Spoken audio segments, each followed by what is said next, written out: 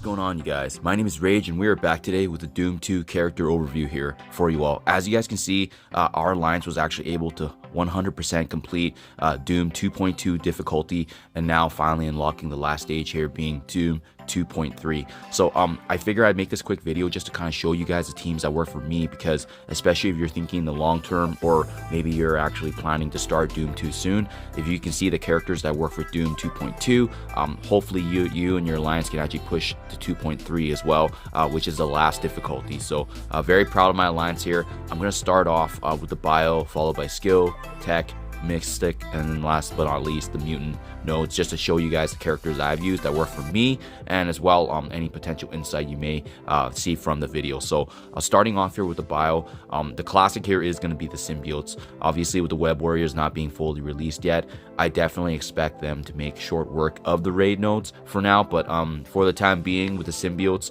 I'm sure a lot of players have already invested in them previously, so it's kind of a waste if you don't use them if you already built them up. But if you're starting off and you haven't built the symbiotes, I would recommend the web warriors, just because they were really designed for Doom raids. So starting off here, got super lucky. You can see with the upgrades, I finally have a 7 yellow here of the Spider-Man symbiote. These are the following upgrades, but you can see the one thing I do a little differently is I actually did give him a striker ISO 8, just because I found that him being able to apply the defense down was really huge for me, to combo that up with anti-venom when using the ultimate to apply defense up for the team. So that's helped me immensely. He does do a decent amount of damage. I know you can swap him with the ISO 8 Raider as well, but this is more of a preference thing for ISO 8. Next, we got Venom here, and Venom, he does a lot of good things in terms of being able to provide passive defensive capabilities for our team, and especially thanks to upgrading the passive here. So this is the really big one to have on him, and additionally I have him as a striker as well. We got Carnage here providing the speed up. Not a lot of upgrades because, you know, Carnage is really there with the passive. You could probably T4 the ultimate for that extra boost in damage, but you can see here I really pumped him up just because I got the 7 red on him, so really want to push him to the limits here. Anti-Venom, as I noted earlier, probably the second most important character if you're using the symbiote team, just because he's got the revive, he's got the heals and cleansing, and as you can see I didn't hesitate to upgrade everything on him. And then lastly, Scream. Scream's definitely the squishiest, so you want to boost her up as high as you can, but you can see here with her, she's got the speed manipulation. She can apply the offense down and take away the turn meter, so really big there. But I found with this team, you know, given how powerful they are, they provide a lot of value for me. They were in Dark Dimension, but again, I would only recommend this if you already invested quite a bit into the symbiotes. Otherwise, it may be more, better value in terms of waiting for the web warriors to come out and fully utilize them for the Doom raids.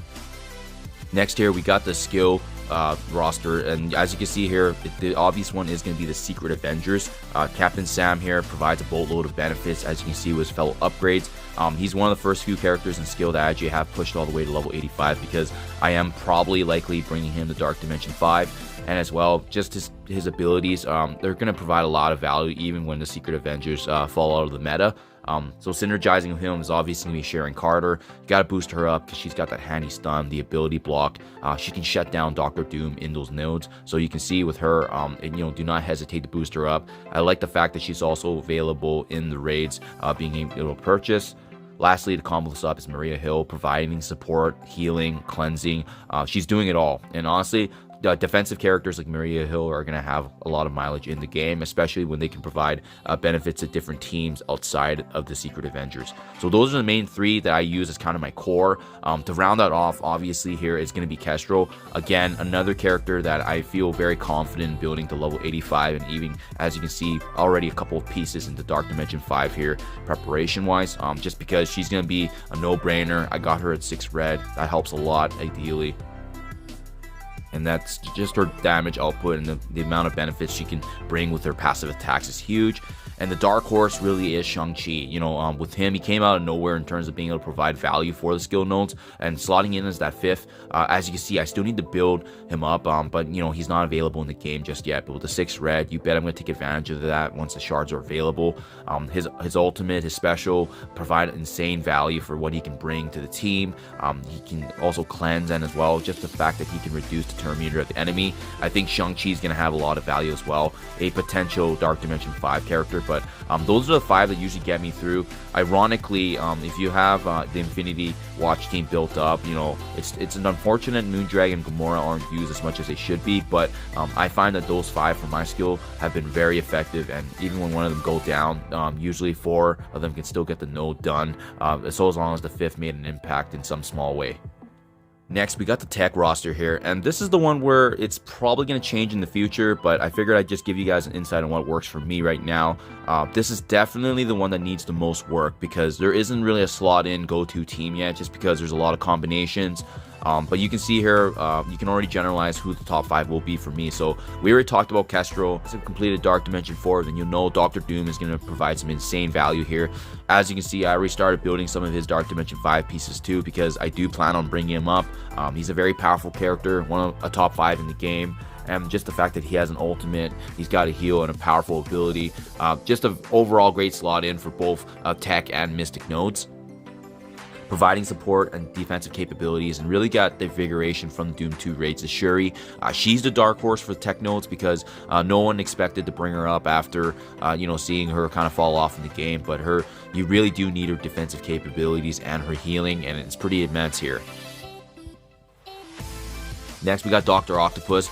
In my opinion, a top 5 legendary in the game, but you know, tech nodes, I feel like if there's going to be a 5th character to get swapped out, it's probably going to be Doc Ock, just because he doesn't exactly provide a lot of value in the tech nodes. He's a great character overall, but the enemies do work against him quite a bit in these nodes. So I mean, for now, he's just a really good character to soak up damage, summon clones, flip pauses, but he's definitely going to be replaced in the future if there's a higher powerful, more valued character that comes in, potentially T'Challa, a Star-Lord. I think that's going to be likely the replacement. And lastly, I do like to keep my Minerva here because she does provide a really nice cushion when one of my allies fall, having her handy revive. She's got an ultimate here that actually scales with health percentage, and as well it bypasses heal block. So because for that reason, she's always going to have value, not only just in raids but as well as Dark Dimension. So a good character overall that I would recommend in building. Only caveat on her is the fact that she does require quite a few materials to actually level up and boost her in. So that essentially is my 5 characters that I use for tech nodes. Next, we got Mystic, and this is definitely the one that has a lot of wiggle room for me, just because I think there's just a huge popularity of characters that you can utilize and combinations. But what's worked effectively for me, obviously, is Doctor Doom. We've already talked about how he can provide value in both tech and Mystic, so I won't touch on too much just because he's a very powerful character, and he can synergize with almost practically any team. But the key for me is having a strong quarterback, and in this case it's Deathpool.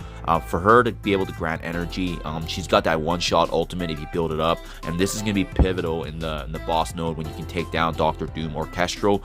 But and also her special that can spread negative conditions. Deathpool just does a lot in raids, and she was built for raids, so that's why I do strongly recommend her. Next, I actually am utilizing Silver Surfer right now. If you guys recall, in the first node of the Mystic nodes, just using Silver Surfer to ultimate, which taunts Bishop, you can chain that up with Deathpool to actually spread the ability block as well to both Beast and Jubilee. So I mean, that just becomes really pivotal in that beginning wave. So that's the main reason. Silver Surfer's got a boatload of speed, definitely a top 5 character in the game with his abilities and stats.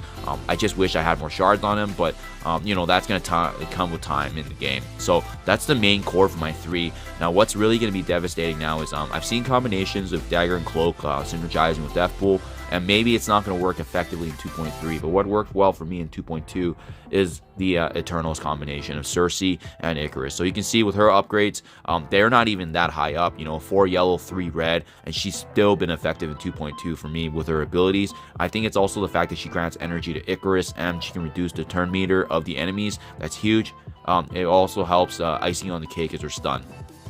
Next, as you can see, Icarus, even less powerful than my Cersei, only a 2 red with the 4 yellow, and he still provides amazing value. So that's why I'm very confident that this team combination will be successful in 2.3 once I have the shards built up. But they're very powerful characters.